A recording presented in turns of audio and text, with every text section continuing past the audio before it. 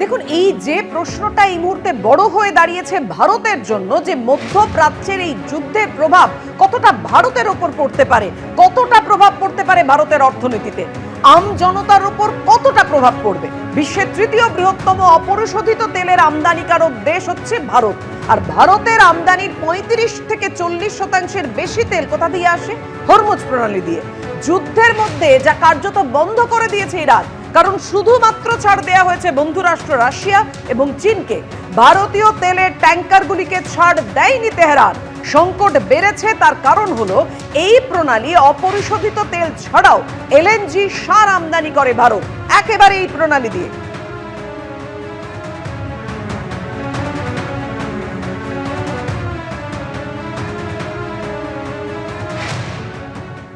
এখানে যদি আপনার কোনো কারণে যুদ্ধর কারণেই হোক বা অন্য স্ট্র্যাটেজিক কারণেই হোক হরমুজ প্রণালীকে বন্ধ করে দেওয়ার একটা প্রয়াস হয়েছে এবং এক্ষেত্রে বন্ধ হয়েছে, তার দরুন যোগানের ঘাটতি তৎক্ষণাৎ দেখা দেবে।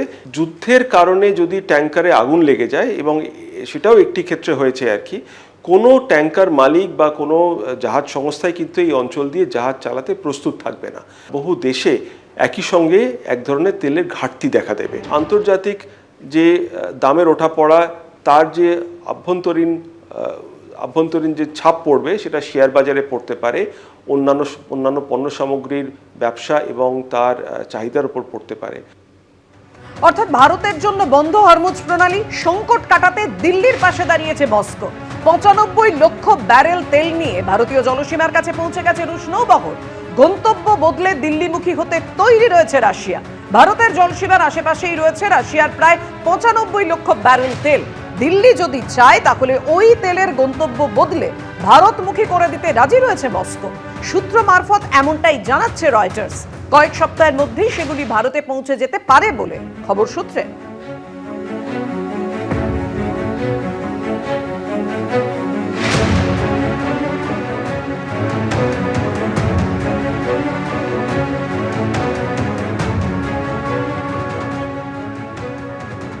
হরমুজ প্রণালী দিয়ে জাহাজ চলাচলে নিষেধাজ্ঞা না মানার অভিযোগে 10টি তেলবাহী জাহাজের ওপর হামলা চালালো ইরান। বিশ্বের 20% অপরিশোধিত তেল সরবরাহের রুট এই হরমুজ প্রণালী। তা কার্যত বন্ধ হওয়ায় বিশ্বজুড়ে জ্বালানি সরবরাহ নিয়ে আশঙ্কা শুরু হয়েছে। আন্তর্জাতিক বাজারে হুহু করে বাড়তে শুরু করেছে অপরিশোধিত তেলের দাম। যুদ্ধ শুরুর আগে আন্তর্জাতিক বাজারে 28 ফেব্রুয়ারি অপরিশোধিত তেলের দাম ছিল ব্যারেল প্রতি $65। 2রা মার্চ সেই দাম বেড়ে দাঁড়িয়েছিল $71 কাছাকাছি, আর বুধবার সেটাই বেড়ে হয়েছে $83.88 প্রতি ব্যারেল। এই যুদ্ধ দীর্ঘস্থায়ী হলে অপরিশোধিত তেলের দাম $200 ছাড়িয়ে যেতে পারে বলে আশঙ্কা প্রকাশ করছেন বিশেষজ্ঞরা। এমনটা হলে ভারতের কপালেও চিন্তার ভাঁজ পড়তে বাধ্য।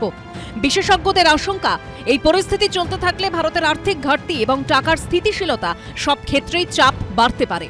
আন্তর্জাতিক অপরিশোধিত খনিজ তেল সরবরাহের অন্যতম গুরুত্বপূর্ণ ট্রানজিট রুট হরমুজ প্রণালী বন্ধ হয়ে যাওয়ায় মঙ্গলবার পর্যন্ত পাওয়া খবর অনুযায়ী হরমুজ প্রণালীর দুদিকে 700রও বেশি জাহাজ দাঁড়িয়ে রয়েছে। এর মধ্যে প্রায় 50%ই তেল ভর্তি অবস্থায় রয়েছে। এখন প্রশ্ন হচ্ছে, কেন এত গুরুত্বপূর্ণ হরমুজ প্রণালী? একদিকে পারস্য উপসাগর, অন্যদিকে ওমান সাগর। যে সরু জলপথ এই দুটি উপসাগরকে যুক্ত করেছে তাকেই বলে স্ট্রেট অফ হরমুজ বা হরমুজ প্রণালী। এর পূর্ব দিকে রয়েছে সংযুক্ত আরব আমিরশাহী, সৌদি আরব, কাতার, বাহরিন, কুয়েত এবং ইরানের মতো দেশ। এই দেশগুলি হচ্ছে খনিজ তেলের এক একটা বিশাল ভাণ্ডার, এবং এই দেশগুলি থেকে যে অপরিশোধিত তেল উত্তোলন করা হয় তার সিংহভাগই রপ্তানি হয় এই হরমুজ প্রণালী দিয়ে। তথ্য বলছে বিশ্বের 5 ভাগের 1 ভাগ অর্থাৎ 20% বেশি অপরিশোধিত তেল সরবরাহ হয় এই হরমুজ প্রণালী দিয়ে। হরমুজ প্রণালীটা এটা হচ্ছে কি, আমি যখন নিয়ে আসছি আর কি, এই হরমুজ প্রণালী আপনাকে দেখাচ্ছি কিরম ধরনের ট্রাফিক থাকে দেখুন।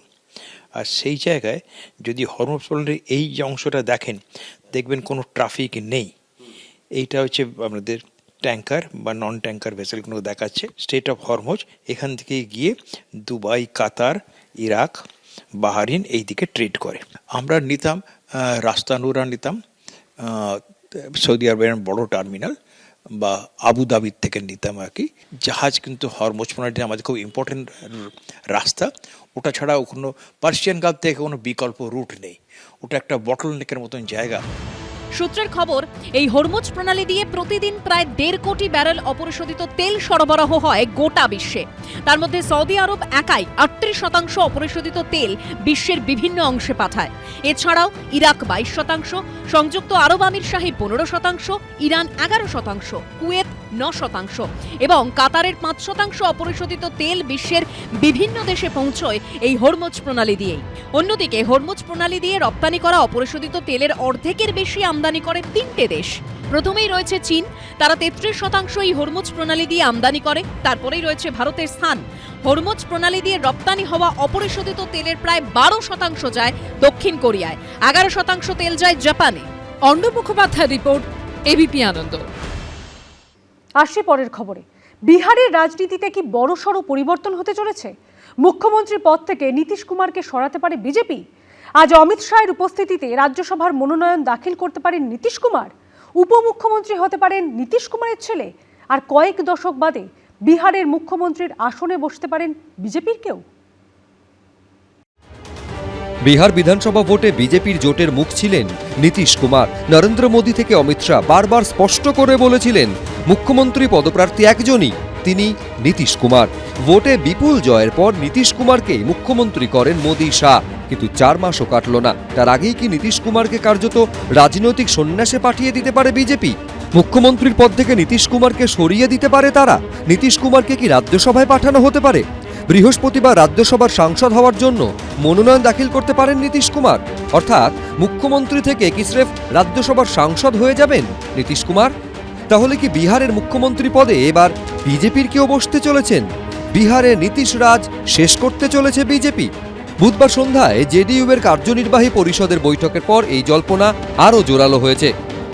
जब उन्हीं की इच्छा हो जाएगा तो इसमें हमको क्या ऐतराज हो? जो निर्णय लेते हैं स्वयं बहुत ही सोच समझ कर का बहुत ही अच्छा निर्णय लेते हैं। बिहार के पूरे वासी चाहते हैं कि अभी मुख्यमंत्री जो 20 वर्षों में काम किया है, इतना आगे बढ़ाया है, सभी लोग इनको चाहते हैं। अगर राज्यसभा जाते हैं मुख्यमंत्री तब भी अगर उनका खुशी से जाएंगे तो उनके साथ है। পিটিআই সূত্রে খবর, সমঝোতার শর্ত মেনে নীতিশ কুমারের ছেলে নিশান্ত কুমার বিহারের উপমুখ্যমন্ত্রী হতে পারেন। बहुत मुमकिन है, चूँकि भारतीय जनता पार्टी की नीति रही है कि वो